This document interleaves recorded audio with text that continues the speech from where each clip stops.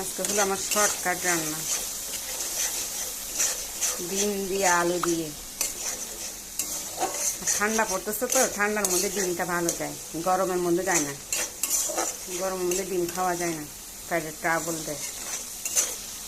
এটাই ভালো। মশলাটা কষানো প্রায় কাছাকাছি। এখন দিব আলু। আলু হালকা করে আমি সিদ্ধ করে নিয়েছি,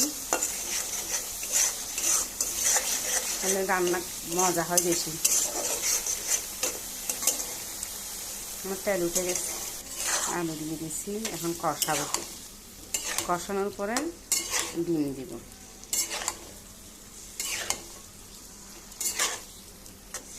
কে কে এভাবে খান? আমার অনেক পছন্দ, আমার বাচ্চারাও খাইতে পছন্দ করে অনেক। তো মা যায় দেয়, বাচ্চারা তাই পছন্দ করে।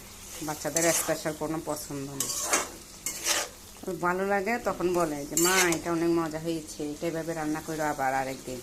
তখনই বোঝা যায় বাচ্চাদের খাবারের পছন্দ করে। কালারটা মাশাআল্লাহ সেই আসছে না?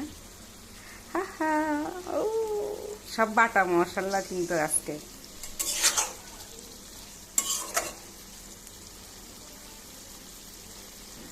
আমার শাশুড়িও পছন্দ করে এরকম।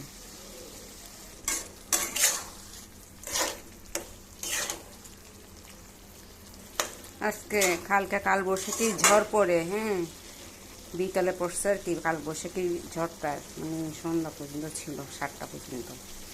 এত ঠান্ডা হয়ে গেছে, ঢাকা শহর একদম ঠান্ডা। ঠান্ডার মধ্যে এখন এই ধরনের খাবার খেতে ভালো লাগে।